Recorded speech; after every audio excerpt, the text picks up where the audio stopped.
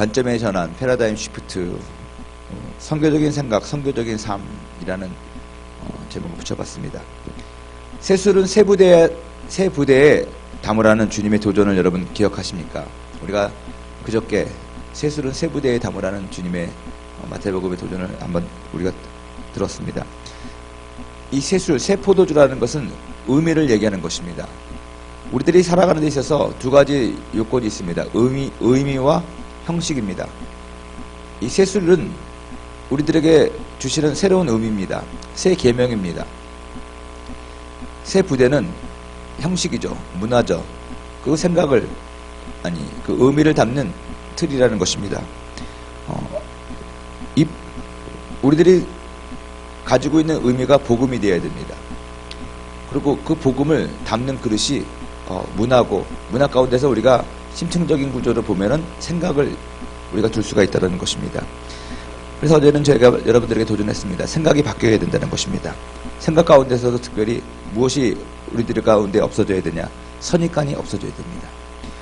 하나님께서 일하시고자 하는 하나님의 생각에 대한 수용성이 있어야 됩니다. 모든 가능성을 열어놓고 주님의 음성을 듣는 훈련이 있어야 된다는 것입니다. 우리가 내려놓다라는 것이 있습니다. 우리가 재물을 내려놓고 지위를 내려놓고 그런 모든 것을 내려놓을 수 있지만 더 중요한 것은 우리들이 가지고 있는 고정관념, 생각을 내려놓는 그런 일들이 필요해야 된다는 것입니다. 그렇다면 우리가 생각을 내려놓는 것이 중요한 것이 아니라 우리가 선입견을 내려놓고 또 우리들의 패러다임이 바뀌어야 되는데 어떻게 바뀌느냐? 그 방향성이 중요합니다. 바뀐다고 해서 잘못된 그런 패러다임으로 바꾸면 더 이건 문제가 큰 것입니다. 분명히 우리들이 바뀌어야 될 목표가 있습니다. 우리들의 패러다임이 아니라 하나님의 패러다임으로 바뀌어야 된다는 것이죠. 하나님의 관점으로 우리가 바뀌어서 이 세상을 바라봐야 되는 것입니다. 우리가 찬양 중에서도 하나님 사랑의 눈으로 너를 바라보시며 하나님의 사랑의 눈으로 우리 자신을 바라봐야 되는 것이고 하나님의 사랑의 눈으로 세상을 바라봐야 되는 것이고 하나님의 사랑의 눈으로 이 교회를 바라봐야 된다는 것입니다. 우리가 이 생각의 전환을, 관점의 전환을 생각하면서 또 한 가지 기억해야 될 것은 바뀌어도 좋은데 바뀌지 말아야 될 것이 있습니다. 앞서 말한 것처럼 의미와 형식이 있다면 의미는 바뀌어서는 안 됩니다. 다시 말하면요, 원래 우리가 가지고 있던 그런 의미가 새로운 의미로 바뀌어야 되잖아요. 그것을 우리가 분명히 알아야 됩니다. 그리고 그 바뀌어진 하나님의 의미는 바뀌어서는 안 되는 것입니다. 그것이 바뀌면 본질이 바뀌게 되는 것이죠. 정신, 스피릿이 바뀌면 안 된다는 것입니다. 모든 사람마다 스피릿이 있습니다. 정신이 있습니다. 철학이 있습니다. 그것이 바뀌어서는 안 되는 것입니다. 그것이 바뀌면 엄청난 그런 대반전이 있는 것입니다. 우리는 세상적인 가치관을 가지고 있다가 하나님의 가치관으로 바뀌죠. 이거 엄청난 사건입니다. 코페르니쿠스적인 전환이 우리의 삶 가운데 있어야 되는 것이죠. 이것이 회심입니다. 이렇게 바뀐 회심된 그 마음이 새로운 생각, 새 계명, 복음입니다. 이것이 무엇인지를 우리가 분명히 알고 이것은 우리가 반드시 고수하고 붙잡아야 될 부분이라고 저는 믿습니다. 예수님께서 우리들에게 주시는 그 복음의 내용은 무엇입니까? 우리들의 삶의 의미가 예수, 십자가, 하나님의 나라, 또 하나님의 영광, 이것이 우리들의 삶 가운데 있는 의미가 되어야 됩니다. 나의 존재의 의미가 무엇입니까? 세상에서 성공하고 세상에서 행복하고 건강하게 산다. 그것이 의미가 아니라 하나님의 영광을 위해서 내가 존재한다는 것입니다. 하나님의 영광을 위하여 내가 행복한다는 것입니다. 하나님의 영광을 위하여 내가 사업을 하고 내가 공부를 하고 한다는 것입니다. 그 의미가 바뀌어야 된다는 것입니다. 하나님의 영광을 위하여. 또한 하나님의 나라는 하나님의 통치를 얘기하는 것이죠. 나의 삶의 전 영역 가운데서 하나님의 통치가 있게 한다는 것입니다. 그렇게 우리가 바뀌어야 되는 것입니다. 십자가입니다. 우리들의 죄가 십자가로 말미암아 사해져서 우리는 용서받은 의인이 되었다는 것입니다. 죄인의 상태에서 하나님 앞으로 갈 수가 없습니다. 하나님의 영광을 드러낼 수가 없습니다. 하나님의 통치와 하나님의 다스림을 받을 수가 없다는 것입니다. 그래서 우리는 십자가를 의지하며 항상 우리들의 삶을 정결하게, 또 하나님이 보시기에 십자가를 통해서 우리를 보지 아니하시면 우리는 어느 누구도 의롭담을 하나님 앞에 갈 사람이 없다라는 것입니다. 그래서 우리들의 존재의 의미가 항상 십자가를 생각하며 보혈로 그려진 자화상, 보혈로 그려진 그 보혈의 아래서 하나님 앞에 가고자 하는 그런 마음이 있어야 된다는 것입니다. 더 중요한 것은 우리들의 삶의 목표가 예수를 닮아가는 것입니다. 그리스도의 장성한 분량에 이르기까지 우리가 신앙생활을 하는 것이 우리들의 삶의 목표가 되어야 된다는 것입니다. 이것이 의미입니다. 여러분들이 어디서 무엇을 하든지 간에, 누구와 어떤 일을 하든지 간에, 어떤 상황 가운데 처하든지 간에 이렇게 바뀌어진 이 복음의 의미가, 이 네 가지 의미가 여러분들은 바뀌어지면 안 된다는 것입니다. 이것이 본질입니다. 이것이 핵심입니다. 이것이 우리들이 가지고 있는 생명입니다. 무슨 일을 당하든지 여러분들이 붙잡고 있는 이 의미가 변하지 않게 되기를 주님의 이름으로 축원을 드립니다. 그러고 나서 이제는 여러 가지 틀이 바뀔 필요가 있습니다. 우리들의 사명이 급변하는 사회에 불변하는 진리, 우리가 붙잡고 있는 이 의미를 급변하는 사회에 전하는 것이거든요. 드러내는 것이거든요. 그래서 생각에 쉬프트가 있어야 되는 거죠. 생각의 전환이 있어야 된다는 것입니다. 생각의 전환 가운데서 우리가 생각해야 될 것, 율법이 아니라 은혜라는 것이죠. 우리는 알게 모르게 뭔가 우리가 스스로 뭔가를 해서 하나님 앞에 다가가고자 합니다. 하나님의 전적인 은혜라는 것을 알지만 뭔가 찝찝합니다. 왜냐하면 아직까지 우리들의 의로 하나님을 찾아가고 하나님을 만나려고 하는 그런 속성이 있기 때문에 그렇습니다. 근데 여러분, 성경은 기록합니다. 우리들이 스스로 하나님을 알 수가 없습니다. 하나님을 찾아갈 수가 없습니다. 우리가 구원받을 수가 없다는 것입니다. 전적인 하나님의 은혜로 구원받는 것입니다. 그것을 인정하고 우리도 하나님의 은혜 속에서 살아가고 우리도 은혜롭게 살아가야 된다는 것입니다. 세상을 율법적으로 판단하고 정죄하고 살아가는 것이 아니라 우리도 용서하고 은혜를 받았으니 은혜를 주고 살아가야 된다는 것입니다. 너희가 사랑하는 것은 내가 먼저 너희를 사랑하였습니다. 여러분들이 은혜를 체험했기 때문에 여러분도 다른 사람에게 은혜를 주는 것입니다. 자기의 빚을 탕감받은 사람 알죠? 이 데이비 시멘스가 본 상처받은 상한 감정의 치유라는 그 책을 보면은 오래된 책인데 이런 얘기가 있습니다. 100달란트 빚진 사람이 그 주인이 불쌍히 여겨서 왕이 100달란트를 탕감해 줬습니다. 빚을 갚아줬습니다. 얼마나 감사합니까? 은혜죠. 100달란트는 엄청난 돈이거든요. 근데 그 빚을 탕감받고 나가다 보니까 자기한테 10달란트 빚진 자를 만났습니다. 그래서 그를 보자마자 멱살을 잡고 당장 빚을 갚아라. 그래서 그것을 안 그 주인이 이런 나쁜 사람 봤나? 자기는 100달란트를 탕감받았으면서 10달란트 탕감받은 사람을 갖다 저렇게 닥달을 하더니 그리고 감옥에 가뒀습니다. 근데 이것이 단순히 그 사람의 욕심 때문에 그 사람이 그렇게 했다라고 생각하면 좀 잘못된 생각일 수도 있습니다. 이것을 심리학적으로 하나든가 좀 더 깊이 묵상해보면 이렇게 얘기할 수가 있다는 것입니다. 그 사람이 어떤 자기의 필요에 의해서 그 사람에게 10달란트 빚진 자를 감옥에 가두고 돈을 받으려고 했던 것이 아니라 은혜의 측면에서 보면 그는 100달란트의 빚을 탕감받은 은혜를 받았습니다. 근데 그것을 다 인정하지 못하는 거예요. 그래도 내가 뭔가라도 내가 인간의 탈을 쓰고 이렇게 공짜로 살아서는 안 되는 것이다. 내가 이런 은혜를 받았으니 뭔가 조금이라도 갚아야 되겠다. 그래서 자기는 100달란트 온전한 빚을 탕감받았지만 그래도 뭔가를 단 10달란트라도 단 1달란트라도 다시 되갚고 싶은 것입니다. 근데 마침 자기한테 10달란트 빚진 자를 딱 만났으니 빨리 내놔라. 나는 내가 받은 은혜를 이 사람한테 우리 주인한테 갚아야 되니까 너 빨리 내놔. 10달란트 내놔. 없어? 그럼 너 감옥에 가. 이런 거라고 생각해 볼 수도 있다는 것입니다. 하나님이 주신 전적인 은혜를 우리가 수용하지 못할 때 우리도 뭔가를 주님 앞에 하기 위해서 다른 사람에게 뭔가를 요구해서 주님한테 드리려고 하죠. 근데 주님은 뭐라고 합니까? 너희들한테 내가 전적인 은혜를 베풀었으니 나한테 은혜를 갚을 생각하지 말고 너도 다른 사람에게 이런 은혜를 베풀면서 살아. 그렇게 도전하시는 것입니다. 우리들의 생각이 율법적인 것에서 은혜적인 것으로 바뀌어야 된다는 것입니다. 우리가 구원 사업에 있어서도 마찬가지입니다. 예전에는 영혼 구원만 하면 다라고 생각했습니다. 근데 하나님의 복음은 영혼 구원만이 다가 아닙니다. 전인적인 구원을 해야 된다는 것입니다. 살아가는 자여 내 영혼이 잘된 같이 내가 범사에 잘되고 강건하기를 내가 간구하노라. 여러분, 하나님의 구원은 전인적입니다. 우리의 삶의 전 영역에 있어서 하나님의 구원의 역사가 있어야 된다는 것입니다. 그래서 우리도 영혼육을 구원하는 사역을 해야 된다는 것입니다.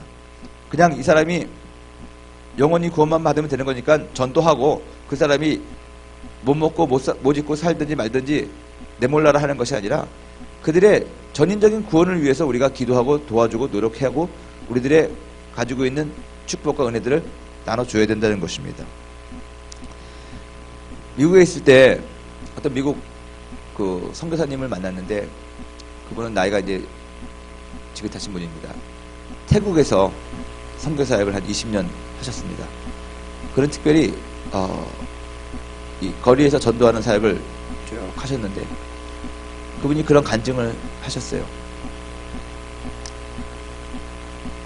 태국 방콕의 거리에서 예전에 거리에서 몸을 파는 그런 자매들이 상당히 많았다고 합니다. 근데 어느 날 주님께서 어떤 한 소녀를 보게 하셨는데 너무너무 어려 보이는 소녀가 지나가는 외국인에게 호객행위를 하고 있는 것을 보고 그 어린 소녀가 그 외국인들과 함께 호텔에 들어가는 것을 보고 자기가 충격을 받아서 그 소녀가 호텔에서 나올 때까지 길에서 기다리고 있었다고 합니다. 그랬더니 잠시 후에 그 소녀가 나오고 그 소녀를 오토바이를 탄 사람이 와서 데리고 가더라는 것입니다. 그것을 보고 자기가 그 다음날 거리에서 그 소녀를 찾았다고 합니다. 아니나 다를까 어제와 똑같이 짙은 화장을 하고 길거리에서 지나가는 외국인들에게 호객행위를 하는 것을 보았다고 합니다.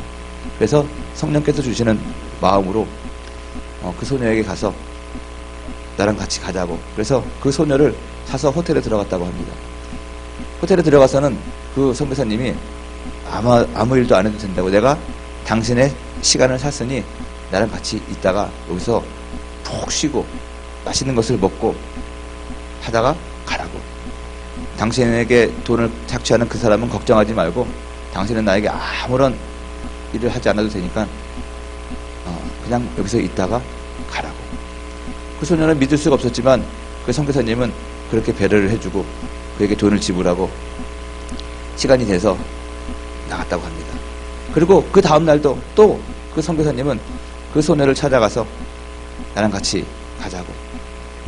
그의 주인은 그 소녀가 뭘 하는지 모르겠지만 그 선교사님은 며칠을 계속해서 그 소녀를 데리고 호텔에 가서 쉬게 하고 또 좋은 얘기를 해주고 10대 소녀가 볼 수 있는 텔레비전 드라마를 TV를 보게 하고 먹을 것을 주고 그렇게 했다고 합니다. 나중에 그 소녀는 그 선교사님의 그 배려에 너무너무 감사해서 여러 가지 자신의 마음을 터놓고 상담을 하게 되고 그랬다는 얘기가 있습니다. 그런데 문제는 같은 선교부에 있는 사람이 이 선교사님이 거리의 여자와 같이 호텔에 들어간다.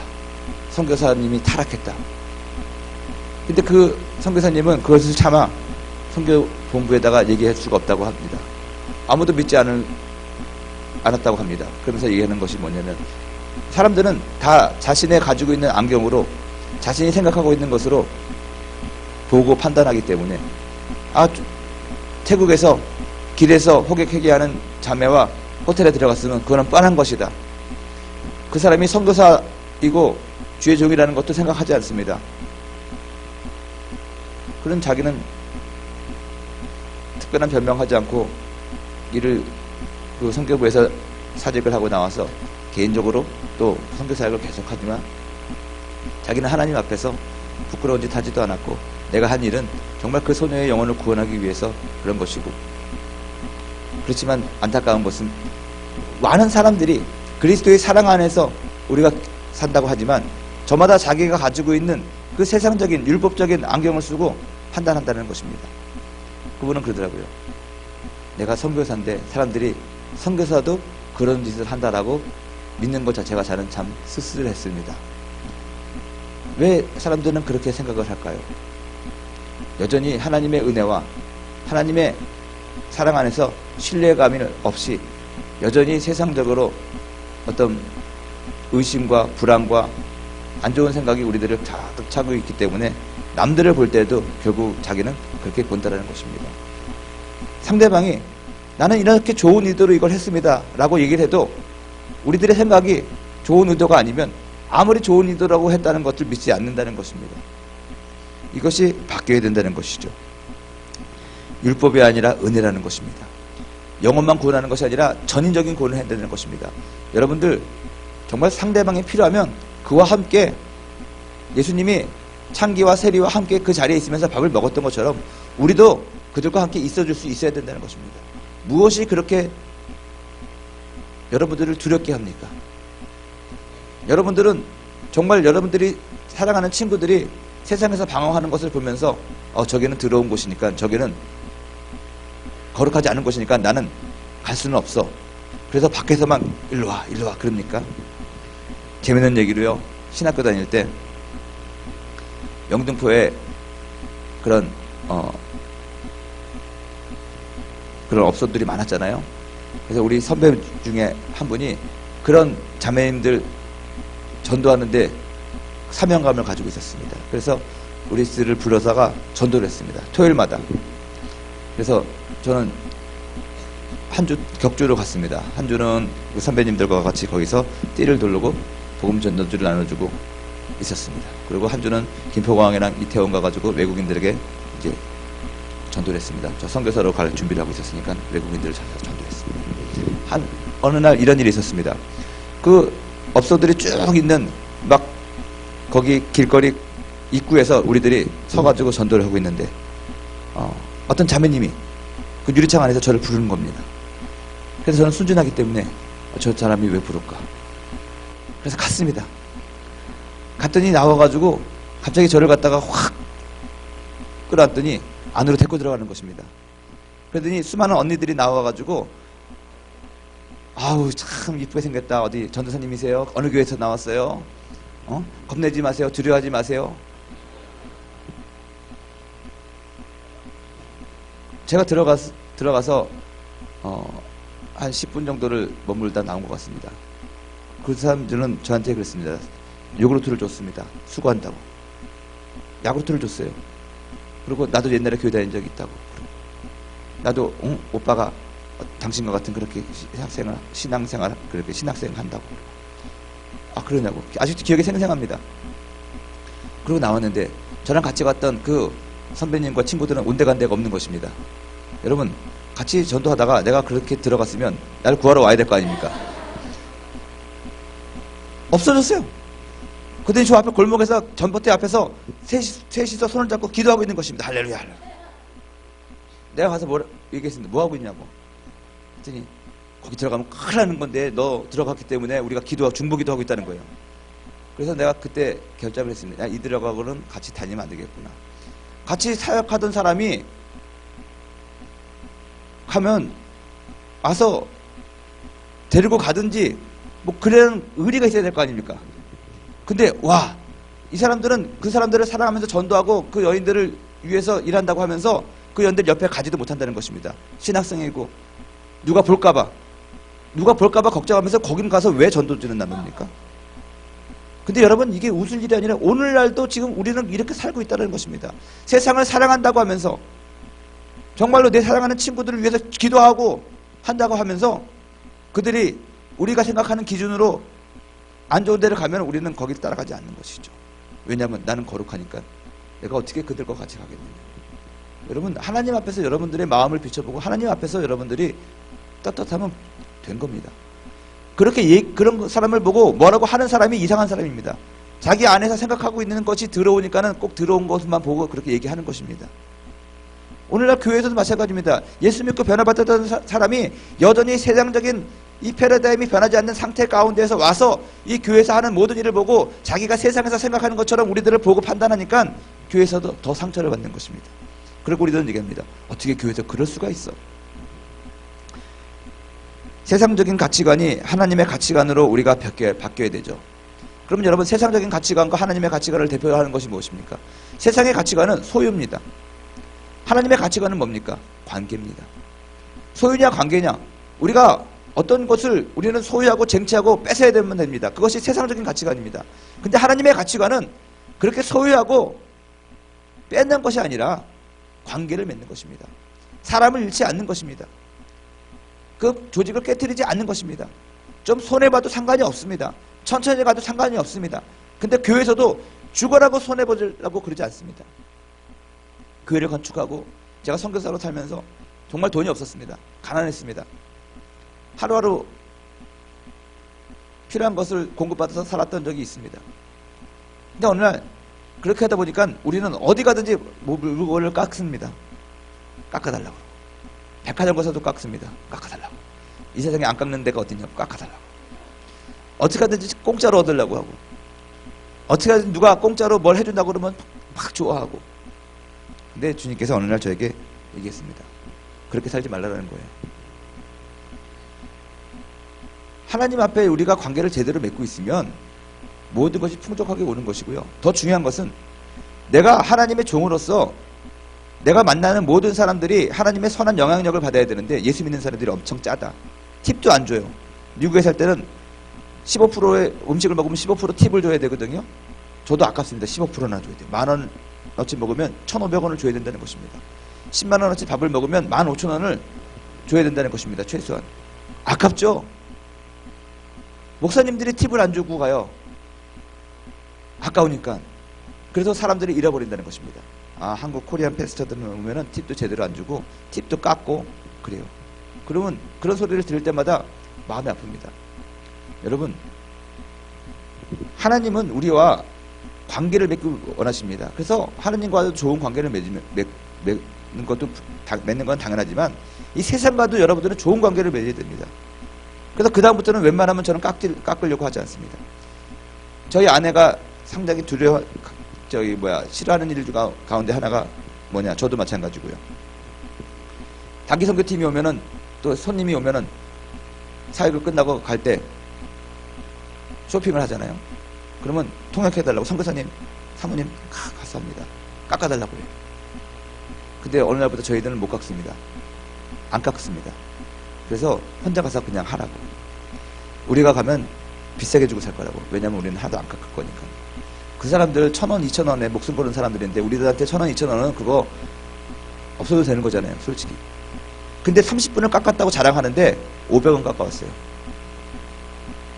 여러분, 우리들이 그 사람을 정말 생각하고 한다면 500원 더 주더라도 우리는 500원 없어도 살잖아요. 근데 그 사람들은 하루에 3,000원 버는 사람들인데 그 중에 500원이면 얼마나 큰 돈입니까? 그걸 갖다가 키를 쓰고 깎고 의심하고, 이게 가짜냐 진짜냐? 다 가짜죠. 진짜를 살면 왜 네팔 같은 데 와가지고 재래시장에서 물건을 삽니까? 근데 우리는요, 진짜냐고. 그거 웃기는 소리입니다. 여러분들이 홍콩이라든가 다른 데 가가지고 명품 매장 가가지고 진짜냐 가짜냐 물어보면 내가 이해를 하겠는데, 다 가짜가 파는데 와가지고, 그거 누구나 다 아는데 와가지고 이게 진짜다 가짜다 해가지고 나 속았다고 그러고, 이거는 우리들이 얼마나 우리 마음 가운데 좁은 생각과 그런 마음을 갖고 있는 걸 보여주는 겁니다. 여러분들이 주님의 대사고, 하나님 나라의 대사고, 하나님의 명예가 여러분들의 삶 가운데 있다는 것을 기억하시고요. 관대해지시기 바랍니다. 하나님의 가치관으로 변해야 되는데, 하나님의 가치관은 소유가 아니라 관계라는 거예요. 하나님의 가치관은, 세상의 가치관은 성공입니다. 그래서 남을 뒷밟고 올라가야 되는 것이고, 그런데 하나님의 가치관은 성공이 아니라 행복이에요. 예전에 우리 원로 목사님을 선교사 때 만난 적이 있는데, 저랑 몇몇 선교사님들이 같이 인사를 드리러 갔더니 그런 얘기 하더라고요. 자네들은 성공한 목사가 되고 싶은가, 행복한 목사가 되고 싶은가? 나는 세상 사람들이 보기에 누구나 다 성공한 목사라고 인정을 하지만 그렇게 행복하지는 않는다고. 근데 기도하니까 하나님께서는 성공한 목사보다 행복한 목사를 원하더라. 왜냐하면 목사가 행복해야 교회가 행복하기 때문에 그렇다. 하나님의 가치관은 성공하는 것이 아니에요. 행복한 거예요. 행복하려면 여러분들이 하고 있는 일에 부끄러움이 없어야 됩니다. 만족이 있어야 되는 것입니다. 오늘 시간이 좀 지났지만은 오늘 패러다임 시프트 마지막이니까 조금만 더 하도록 하겠습니다. 세 번째로 중요한 것이 있습니다. 이 생각의 시프트가 필요하지만 더 중요한 것은 이 방법의 시프트도 매우 중요하다는 것입니다. 이런 얘기가 있습니다. 선교사학 중에서 우리들의 선교하는 방법 가운데 하나가 뭐냐? 선교지 중심이 아니라 선교지 중심으로 사역하면 안 되고 선교사 중심으로 사역하라는 말이 있습니다. 사람 중심으로 바뀌어야 된다는 것이죠. 우리들의 방법론이. 타겟 오리엔티드 돼가지고 어떤 목적을 위해서 수단과 방법을 가리는 것이 아니라 그 일을 행하는 그 사람에게 우리들의 관심을 가져야 된다는 것입니다. 하나님은 우리들에게 관심 있는 것이지 어떤 이런 상황 가운데 관심 있는 것이 아닙니다. 선교사가 선교지에 있으면 선교사고 한국에 있으니까 선교사가 아니라고 합니다. 제가 선교사로 있다가 들어왔더니 제가 소개를 합니다. 저는 제 자신의 정체성을 선교사라고 생각하기 때문에 어디 가면 변성호 선교사입니다. 그랬더니 그래요. 목사님 선교지에서 이제 나왔으니 이제는 선교사가 된 겁니다. 진급하셨어요. 그래요. 선교사가 목사가 되면 진급한 겁니까? 자신이 생각하는 대로 부는 거예요. 여러분 선교지에 있기 때문에 선교사가 아니라 선교사가 있는 곳이 선교지라는 것입니다. 여러분들이 더 중요한 거예요. 여러분들이 있는 곳이 에어포스 1이 되는 거예요. 더 중요한 것은요. 이 본부 중심이 아니라 현장 중심이 되어야 됩니다. 이제는 책상 위에서만 일하는 것이 아니라 현장 가운데서 일해야 되는 것입니다. 우리의 생각이 바뀌어야 된다는 것이죠. 우리 목회 사역 가운데도 마찬가지입니다. 21세기 이 목회는요. 목회자 중심의 목회가 평신도 중심의 목회가 되어야 되는 거예요. 여러분들이 주인이 되고 여러분들이 더 일꾼이 돼서 이 세상 가운데 다 가서 일을 해야 된다는 것입니다. 왜 그렇습니까? 하나님이 우리에게 주신 밭이 교회가 아니라 세상이라는 거예요. 그럼 세상에 나가서 일할 사람들이 중심이 돼서 일을 해야 된다는 것입니다. 교회에서 아무것도 모르면서 세상에서 되어질 일들에서 감나라 배나와라 할 수가 없다는 것입니다. 제가 성질이 별로 안 좋아서 욱할 때가 있는데 요즘에는 그런 일이 별로 없지만 예전에 선교사로 있을 때 제가 현장에서 나름대로 정말 그들과 부딪히면서 열심히 했습니다. 네팔에 관해서는 그래도 저는 전문가라고 생각했습니다. 그들과 같이 맞부딪히면서 경험하고 배웠습니다. 네팔 선교 사역은 제가 전문가입니다. 근데 네팔에 한 번도 가보지 않고 네팔 말 한마디도 못하고 심지어 네팔 음식도 모르고 네팔이 아프리카에 있는 줄 아는 사람, 그런 사람들이 와가지고 네팔 선교는 이래야 된다 저래야 된다 감나라 배나라 해요. 그래서 제가 또 모르게 그러면 장로님이 가서 사시든지 그렇게 얘기한 적이 있어요. 비전문가가 전문가한테 와가지고 이래라 저래라 하면 그게 열받는 거 아닙니까? 여러분 세상에서 살아가는 데 있어서는 여러분들이 전문가입니다. 세상에서 돈 버는 방법은 저보다 여러분들이 훨씬 많이 압니다. 컴퓨터에 관해서는 여러분들이 저보다 훨씬 많이 알고요. 장사하는 것에 대해서는 여러분들이 저보다 훨씬 전문가라는 것입니다. 제가 여러분들에게 배워야 되는 거예요. 근데 여러분들은 전혀 그런 것에 지식이 없는 목사님한테 와가지고 이래 할까요? 저래 할까요? 그게 아니에요. 이제는요. 오늘날 많은 사람들이 필요로 하는 그런 정보와 기술과 능력들을 저보다 여러분들이 더 많이 알아요. 근데 제가 가르치는 건 뭐냐면 의미를 알려주는 거거든요. 하나님의 의미를 여러분들에게 알려주는 것이 우리 목회자의 일이거든요. 그걸 가지고 여러분들의 삶 가운데 사역 가운데 적용을 해야 하고 응용을 해야 된다는 것입니다. 그 정신을 가지고 이제는 여러분들이 그 정신을 싸는 그 의미를 싸는 그 문화와 방법들을 포장해서 여러분들의 전공 분야에 맞춰가지고 하나님의 법을 이 땅 가운데 흘려보내야 된다는 거예요. 그래서 이 사역이 이제는 여러분들 중심이 돼가지고 더 해야 돼요. 교회가 밭이기 때문에 교회만 잘 된다 그러면 목회자가 중심이 되겠죠. 하지만 우리들에게 주신 하나님의 밭은 세상이거든요. 세상을 구원하는 것이지 교회를 구원하는 게 아니거든요. 목회 중심에서 이제는 전문인 사역 중심으로 가야 되는 것입니다. 급변하는 사회는요, 전문화된 모자이크 사회예요. 하나로 통일되지 않아요. 각자가 여러분들이 이제 각 분야에 대해서 전문성을 가지고 그 분야에 대해서 확실하게 아는 사람이 돼야 된다. 제가 처음에 어렸을 때는 박사라고 하면 만물 박사인 줄 알았습니다. 박사는 모든 것을 아는 사람이 박사다. 그렇게 생각하고 살았잖아요. 근데 제가 공부를 하다 보니까 박사야말로 아무것도 몰라요. 자기가 아는 그 한 분야만 아는 거예요. 무슨 말인지 이해가 되십니까? 박사라고 그래가지고 막 다 물어보니까는 전혀 모르는 거예요. 하다못해 집에 전구가 나가면 이걸 갖다 뭐부터 확인해야 될지 그것도 모르는 사람이 박사가 많더라고요. 두꺼비 집부터 확인해야 되는데 그렇잖아요. 이제는 전문성을 가진 사람들이 필요로 한 거예요. 전문인의 시대거든요. 그래서 여러분들이 이 청년의 때 기도하면서 하나님께서 나에게 주신 그 비전과 하나님이 내게 주신 달란트와 내가 무엇을 좋아하고 내가 무엇에 소질이 있고 내가 이것을 했을 때 어떤 좋은 결과가 나오는지 잘 훈련받고 판단하고 해가지고 이제 앞으로 여러분 평생 내가 이 길을 가야겠다라는 전문성을 가져야 된다는 것입니다. 그것을 위해서 우리가 도와주는 것이죠. 선교사도 마찬가지예요. 예전에 한 곳에 머물러가지고 평생도록 거기서 자기의 생명을 묻는 거주 선교사가 대세였는데 이제는 거주 선교사가 아니라 비거주 선교사가 이동을 하면서 교회를 돌보며, 왜냐하면 선교지에서 선교사의 오래된 체류를 허가하는 나라가 거의 없기 때문에 그렇습니다. 비거주 선교사가 이제는 대세가 되는 것이죠. 바울의 도전 오늘이 무엇입니까? 더 많은 사람들을 얻고자 자기는 스스로 종이 되었고 가난하게 되었고 율법이 있는 자에게는 율법이 있는 자로서 율법 없는 자에게는 율법이 없는 자로서 살았다. 그 목적은 한 가지, 더 많은 사람들을 얻고자 하며. 바울의 목적이었습니다. 여러분들의 목적은 무엇입니까?